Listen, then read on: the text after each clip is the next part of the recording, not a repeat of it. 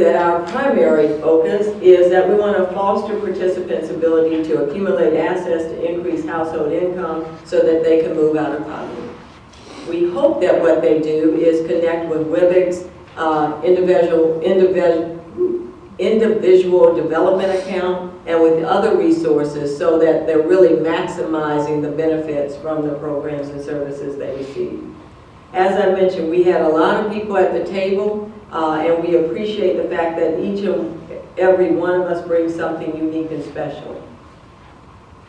We created it because we believe that VITA services, earned income tax credit, and the local supportive educational financial services are what really helps a person really be able to manage their money.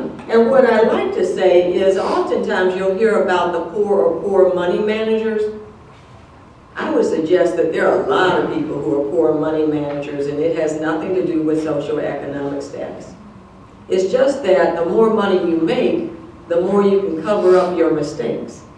If you're poor, the choices you make, each and every choice you make has a significant consequence to your family. I can go and blow $50.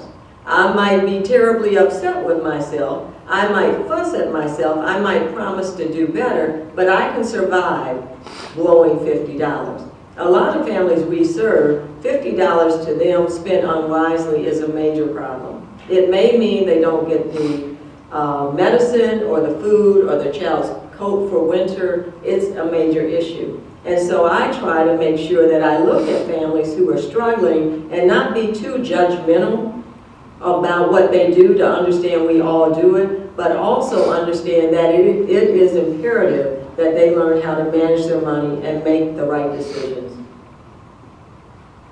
So, I'm very proud that since I quit being a tax preparer, a decade later, we can say that we have processed more than 100,000 tax returns. And more important, we have brought in close to $120 million with this program. Started on $35,000 with staff volunteering and me having to have a supervisor look over my returns that I prepared. I think this is incredible, not just for SDC, but all of the agencies that have worked in partnership with us. We also work with Ways to Work Incorporated. A few years ago, we started what we call a low-interest car loan. The idea of this is that when we went out and talked to some of the people we serve, we'd hear things like, I'm on the corner waiting for a bus, and to get to the job, because most of the jobs are not in the central city where many people we serve are, but they're in the outlying suburbs and connecting counties.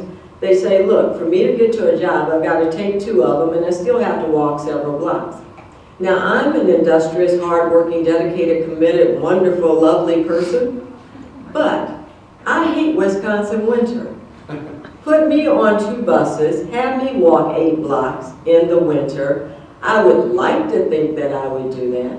And because I know that I grew up, well, didn't grow up, I became a single mother by the time my son was 1, I know what mothers do to take care of their children, and I know what fathers do. I know what adults do to take care of their children, so I'm pretty sure I would have caught the 2 buses, probably gotten up at 5 to get to the bus stop at 6 to catch the 2 buses, to probably walk and run to get to the door of the business by 8, so those employers wouldn't think here's another lazy, doesn't care person who just strolled in, because that employer didn't know my backstory and probably didn't care about my backstory, and why should they, because they're there to run a business. But what we heard is people needed another way, a reliable way of transportation. So that's what we started with Ways to Work.